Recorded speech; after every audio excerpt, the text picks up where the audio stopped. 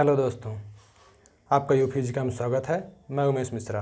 तो मैं आपको क्वांटम मैकेनिक्स पढ़ा रहा हूं और जिसका ये 5वां लेक्चर है। और यहाँ पे हम जानेंगे कि इलेक्ट्रॉन्स का बिहेवियर कैसा होता है।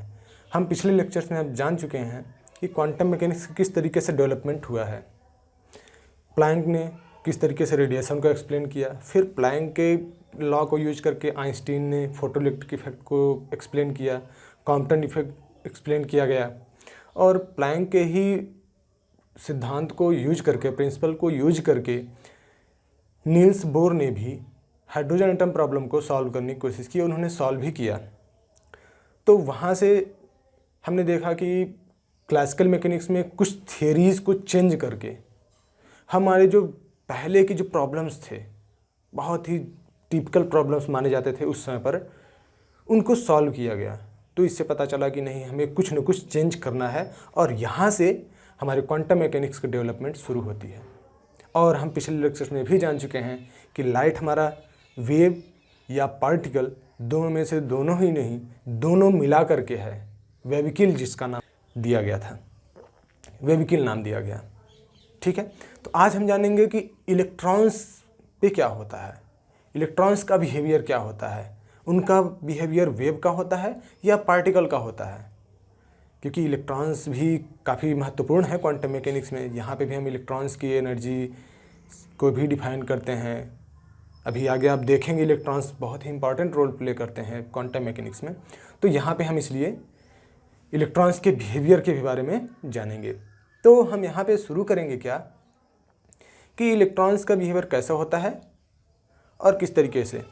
तो उसके लिए हम एक एक्सपेरिमेंट के थ्रू हम समझने की कोशिश करेंगे। एक्सपेरिमेंट में हम क्या करेंगे, experiment with bullet, experiment with bullet. तो इसमें हम देखेंगे कि अगर हम बुलेट्स को ले रहे हैं, क्योंकि अभी हम कंसीडर कर रहे हैं क्या, इलेक्ट्रॉन को पार्टिकल नेचर में, हम पार्टिकल नेचर में भी कंसीडर करेंगे और वेव नेचर भी कंसीडर करेंगे। फिर उसके बाद वेव नेचर पे भी हम देखेंगे कि वेव को अगर हम लेते हैं तो उनका बिहेवियर कैसे आता है, किस एक एक्सपेरिमेंट के थ्रू अभी हम एक्सपेरिमेंट बता रहे हैं आपको। और इलेक्ट्रॉन को जब लेंगे, उनको ऑब्जर्व करेंगे, उनको देखेंगे, तो वहाँ पे क्या इफेक्ट आता है। तो यहाँ पे हम शुरू करते हैं। अब हम एक्सपेरिमेंट विथ बुलेट देख रहे हैं, तो इसका एक्सपेरिमेंटल एक सेटअप बना लेते हैं। तो आप इंटरफेरेंस में आपने पढ़ा भी होगा, यंग्स डबल स्लिट का एक्सपेरिमेंट, जिसमें एक सोर्स होता है और यहाँ पे दो होल होते हैं, एक हमारा स्क्रीन होता है, यहाँ पे हम ऑब्जर्व करते हैं उसका पैटर्न।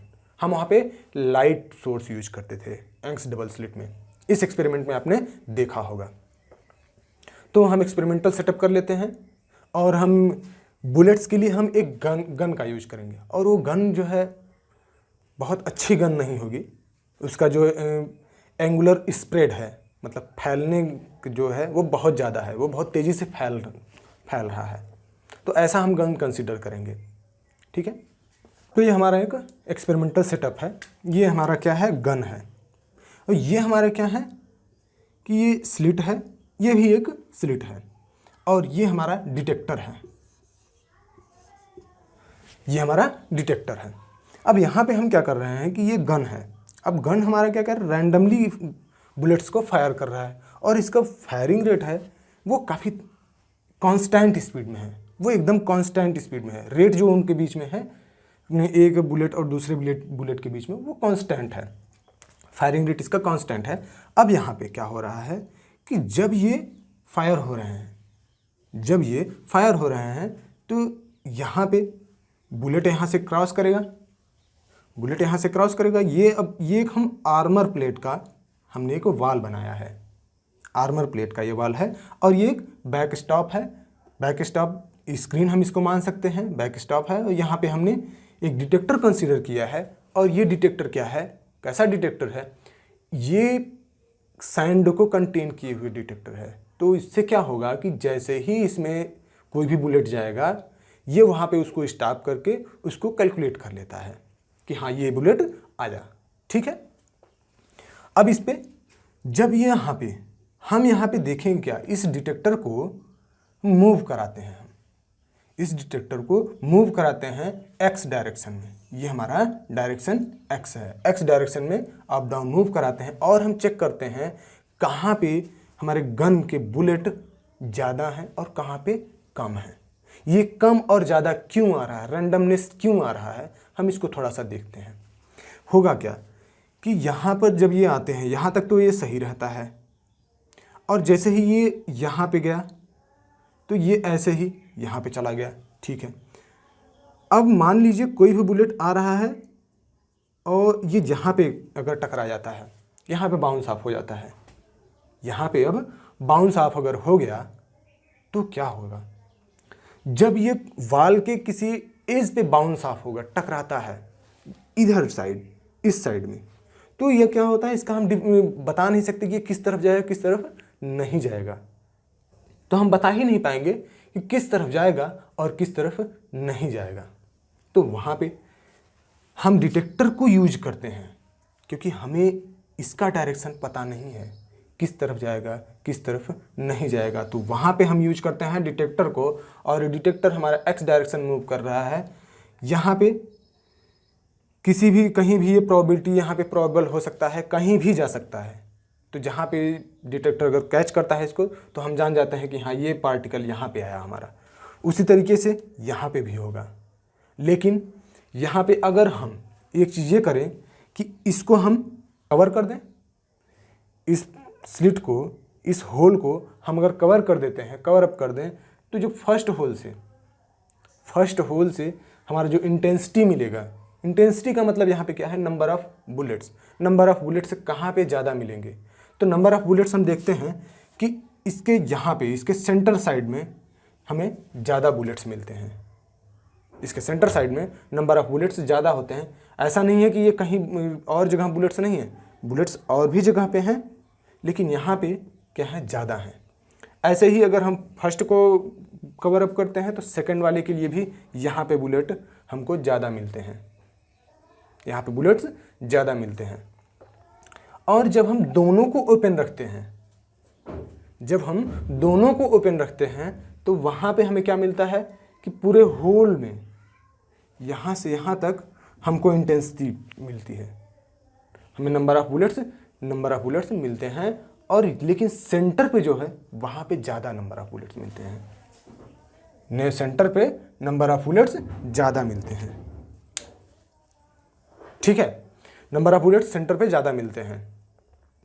तो ये हमारा नंबर ऑफ बुलेट्स से हम एक्सपेरिमेंट देखें। लेकिन यहाँ पे एक चीज़ ध्यान देने वाली बात यह है कि ये हमारा एक्सपेरिमेंट इंटरफेरेंस को शो नहीं कर रहा है, ये एक्सपेरिमेंट इंटरफेरेंस को शो नहीं कर रहा है। अब यहाँ पे क्वेश्चन ये आता है कि क्यों नहीं शो कर रहा है। रीजन उसका ये है कि जो ये गन यहाँ से, गन से जो बुलेट निकल रही है वो लंपीनेस फॉर्म में है। लंपीनेस फॉर्म का मतलब क्या है, सिंगल वाइज सिंगल जा रहा है और ये कांस्टेंट किसी कहीं पे जा रहा है तो कहीं इसका डायरेक्शन फिक्स हो जा रहा है। मतलब कि ये पार्ट वाइज में नहीं हो रहा है, ये इंडेस्ट्रक्टिबल है। तो लंपीनेस फॉर्म होने की वजह से ये हमारा इंटरफेरेंस शो नहीं कर रहा है। यहीं पे जब हम वाटर वेव्स की बात करते हैं तो वो लंपीनेस फॉर्म में नहीं होता है, उसमें लंप्स नहीं है, वो लंपीनेस फॉर्म में नहीं होता है। तो जिस वजह से वहाँ पे क्या होता है, इंटरफेरेंस शो होता है। तो हम अब वाटर वेव से देखते हैं, क्योंकि हम ये एक्सपेरिमेंट विथ बुलेट्स देखे तो यहाँ पे तो एक्सपेरिमेंट नहीं है, पार्टिकल, अगर ये हमारा पार्टिकल नेचर था, पार्टिकल नेचर में हमारा एक्सपेरिमेंट नहीं आ रहा है, तो ये एक्सपेरिमेंट पार्टिकल नेचर को शो करने लगा इस तरीके से। अब हम देखते हैं, क्या देखें, वाटर वेव से क्या होगा, वाटर वेव से क्या होगा, क्योंकि हम ये यहाँ पे क्वांटम मैकेनिक्स का इफेक्ट देख रहे हैं। क्वांटम इफेक्ट क्या है, यहाँ पे हमको थोड़ा सा क्वांटम इफेक्ट, इंटरफेरेंस नहीं है फिर भी क्वांटम इफेक्ट हमको दिख रहा है कि यहाँ पे कांस्टेंट इसका कहीं एक डायरेक्शन में ही हमको मिलना चाहिए था, लेकिन बाउंस ऑफ होने की वजह से हमको क्या मिल रहा है, कहीं एक दूसरी डायरेक्शन मिल जा रहा है, जो कि वो क्वांटम इफेक्ट हमारा शो हो जाता है कि हमें पता ही नहीं रहता है किस डायरेक्शन में जाएगा किस डायरेक्शन में नहीं जाएगा, हमें कुछ पता नहीं रहता उसके बारे में। तो हम शो करते हैं अपना एक्सपेरिमेंट विथ वाटर। अगर हम वाटर वेव से एक्सपेरिमेंट करते हैं तो क्या होता है, तो हमारा एक्सपेरिमेंट अब वाटर के साथ होगा कि वाटर वेव्स में अगर हम एक्सपेरिमेंट करते हैं तो वहाँ पे क्या इफेक्ट होता है। तो वाटर वेव में जब हम एक्सपेरिमेंट करते हैं तो हमें वाटर वेव के एक्सपेरिमेंट के साथ के लिए हमें एक सोर्स चाहिए, वेव सोर्स चाहिए। तो हम यहाँ पे एक मोटर का यूज कर रहे हैं जो किस तरीके से है कि वो पिन ऑफ हो रहा है, up down up down up down pin हो रहा है, और उसकी वजह से क्या हो रहा है कि वो वाटर में डिस्टर्बेंस क्रिएट हो रहा है। तो डिस्टर्बेंस क्रिएट होने से वेव हमारी फॉर्म हो रही हैं। ठीक है, तो वेव फॉर्म हो रही। अब यहाँ पे क्या हो रहा है कि वेव हमारा कंटिन्यूस फॉर्म में फॉर्म हो रहा है वेव, और वेव का नेचर क्या होता है कि वो एरिया के साथ साथ हाइगेंस थ्योरी में जैसे जैसे डिस्टेंस बढ़ता जाता है उसका सर्कल बढ़ता जाता है। तो यहाँ पे क्या हो रहा है कि जैसे ही यहाँ पे आता है इस पोजीशन स्लिट 1 पे, तो यहाँ पे क्या होगा, जब ये यहाँ पे आता है तो यहाँ पे इसके सारे वेव्स क्या होते हैं, ब्लॉक्ड हो जाते हैं, लेकिन कुछ यहाँ से पास होंगे। और ये जब नया डिस्टर्बेंस आता है तो हाइगेंस थ्योरी के हिसाब से हम ये भी जानते हैं, हाइगेंस ने लाइट में उन्होंने दिया था, लेकिन हम यहाँ पे ऐसे यूज कर ले रहे हैं। तो यहाँ पे क्या होगा कि ये हमारा एक नया सोर्स की तरह ये एक नए सोर्स की तरह काम करने लगता है। यहाँ पे हाइगेंस थ्योरी की यूज हो जाती है कि ये एक नए सोर्स की तरह काम करने लगता है, और ये वही सर्कुलर वेव में कैरेक्टर वही है, इसका जो इसका कैरेक्टर था वही इसका भी कैरेक्टर है। बस यहाँ पे फर्क क्या है कि इंटेंसिटी का इफेक्ट हो जाता है, एम्पलीट्यूड का इफेक्ट हो जाता है। अब यहाँ पे क्या हो रहा है कि ये एक नए सोर्स की तरह काम करने लगा, और उसी तरीके से ये सेकंड वाले में भी एक नए सोर्स की तरह काम करने लगा। अब ये दोनों क्या हो रहे हैं, इस स्क्रीन पे हम एक स्क्रीन हमने बनाया जिसमें हमने एक डिटेक्टर लगाया है, और ये डिटेक्टर कैसा है, मूवेबल डिटेक्टर है। ये एक्स डायरेक्शन में अप डाउन मूव कर सकता है। और यहाँ पे ये हो रहा है कि जब ये स्क्रीन पे हम इनको देखते हैं, जब हम इनको स्क्रीन पे देखते हैं तो हमें जो हमने पिछले वाले एक्सपेरिमेंट देखा था उससे डिफरेंस यहाँ पे हमें ऑब्जर्वेशन मिलता है। यहाँ पे ऑब्जर्वेशन वो क्यों डिफरेंस मिलता है हम इसको देखते हैं। तो उसका रीजन ये होता है, वहाँ पे तो हमारा एक इंटरफेरेंस शो ही नहीं हो रहा था, किस कारण से, लंपीनेस होने की वजह से। यहाँ पे वेव हमारे लंपीनेस तो होते नहीं हैं, वेव में लंपीनेस फॉर्म नहीं होता है। तो जब ये लंपीनेस फॉर्म नहीं होता है, यहाँ पे क्या होगा कि जब हम इसको कवर कर देते हैं पहले होल सेकंड वाले होल को जब हम कवर करते हैं, और पहले वाले होल से जो वेव हमारी जाती है, क्रॉस होकर के जाती है, जो इंटेंसिटी वहाँ पे मिलता है उस इंटेंसिटी को हम I1 इंटेंसिटी नाम दिए। ये इंटेंसिटी I1 इंटेंसिटी हुई, और दूसरे को जब हम पहले को कवर करते हैं और दूसरे को ओपन रखते हैं तो ये I2 इंटेंसिटी हमारी मिलती है। तो यहाँ पे ये तो दिख रहा है कि ये दोनों सेम है, जैसे पिछले वाले में था उस तरीके से इनका फॉर्मेशन हो रहा है। लेकिन जब हम इन दोनों को ओपन कर देते हैं तो हमारा इस फॉर्म में वेव हमें मिलने लगता है, क्योंकि यहाँ पे क्या हो रहा है, डिफ्रैक्ट हो रही है वेव। इस पॉइंट पे वेव हमारी डिफ्रैक्ट हो रही है, यहाँ पे एक नया सोर्स बन जाता है। जब ये डिफरेंस हो रहा है, उसमें किस तरीके से डिफरेंस था, यहाँ पे तो इंटरफेरेंस हमारा शो हो रहा है। अब कई क्वेश्चन ये भी आता है कि क्या ये तो डिफ्रैक्शन दिख रहा है, तो diffraction is also an interference. वहाँ पे बस इंटरफेरेंस में और डिफ्रैक्शन में बस बहुत ही लाइट डिफरेंस होता है, जिसको हम बाद में जानेंगे। यहाँ पे क्या हो रहा है, यहाँ पे हमारा ये इस तरीके से इंटेंसिटी आती है, वेरिएशन में हो रहा है। वो क्यों हो रहा है, उसका आंसर ये है कि कहीं पे हमारा इंटरफेरेंस जो पैटर्न प्रोड्यूस हो रहा है डिस्ट्रक्टिव हो रहा है, और कहीं पे कंस्ट्रक्टिव हो रहा है। कहीं पे डिस्ट्रक्टिव, कहीं पे कंस्ट्रक्टिव। तो कंस्ट्रक्टिव डिस्ट्रक्टिव क्या है, कंस्ट्रक्टिव इंटरफेरेंस वो इंटरफेरेंस होता है जहाँ पे हमारे वेव्स मीट करें, दो वेव्स अगर मीट कर रही हैं और उनके बीच में जो फेज है वो जीरो है, मतलब कि इन फेज में जो मीट अगर कर रही हैं, तो वहाँ पे जब हमारा इंटरफेरेंस पैटर्न प्रोड्यूस होता है तो वो इंटरफेरेंस कंस्ट्रक्टिव होता है। इसके उलट जब हमारा इंटरफेरेंस पैटर्न कैसा हो, वेव हमारी जो मीट हो रही हैं उनके बीच में डिफरेंस, फेज डिफरेंस पाई का हो, तो वो जो होता है डिफरेंस, उसकी वजह से हमारा डिस्ट्रक्टिव इंटरफेरेंस पैटर्न प्रोड्यूस होता है। और कंस्ट्रक्टिव इंटरफेरेंस पैटर्न में हमारी इंटेंसिटी हाई होती है, वेव का एम्पलीट्यूड हाई होता है उसमें जब मीट करते हैं, डिस्ट्रक्टिव में जो इंटरफेरेंस पैटर्न का वेव एम्पलीट्यूड होता है वो सबसे मिनिमम में होता है। ठीक है, अब यहाँ पे ये चीज़ आता है कि फेज़ क्या है। फेज़ हालांकि आपने पढ़ा भी होगा इंटरफेरेंस में फेज़, लेकिन फेज़ डिफरेंस के बारे में थोड़ा सा हम जान लेते हैं। फेज़ जो होता है वो ये चीज़ है कि जब हमारी दो वेव्स हैं, एक ये वेव है कि ये वेव है, जब उनमें डिस्टेंस का फर्क हो, ये यहाँ से स्टार्ट हो रहा है, ये यहाँ से स्टार्ट हो रहा है, मतलब जब तक ये वेव स्टार्ट हो रही तब तक ये यहाँ पर पहुँच चुका है। अब इन दोनों के बीच में क्या हो रहा है, एंगल का फर्क आ रहा है, पोजीशन का फर्क आ रहा है, मतलब डिस्टेंस ये कुछ ज़्यादा ही डिस्टेंस कवर कर चुका है ये, और ये कम डिस्टेंस कवर किया है। जब इस तरीके का फॉर्मेशन होता है वेव में तो वो हमारा क्या होता है, फेज। फेज को हम डिस्टेंस में भी हम मेजर कर सकते हैं, वो डिस्टेंस में लैम्डा के टर्म में हम निकालते हैं, ऑप्टिक्स में आपने पढ़ा होगा। तो ये होता है फेज। अब फेज डिफरेंस होने की वजह से हमारा ये क्या हो रहा है, कहीं पे कंस्ट्रक्टिव, कहीं पे डिस्ट्रक्टिव इंटरफेरेंस पैटर्न प्रोड्यूस हो रहा है। तो इंटरफेरेंस पैटर्न में आपने पढ़ा भी होगा। अब यहाँ पे ये जो रिलेशन आ रहा है I1 एंड I2 ये है, और I12 जो रिलेशन आ रहा है ये तो हमने थियोरेटिकली समझ लिया कि क्यों आ रहा है। इन दोनों को जब हम ओपन कर रहे हैं तब ये इस तरीके से हमारा पैटर्न आ रहा है, जब हम कोई एक क्लोज करते हैं तो इस तरीके का पैटर्न आता है। ये तो हमने थियोरेटिकली इसको देखा। अब क्वांटिटेटिव इसका मेजरमेंट हम देखते हैं, क्वांटिटेटिवली इसको कैसे हम रिप्रेजेंट करते हैं, तो उसको देख लेते हैं।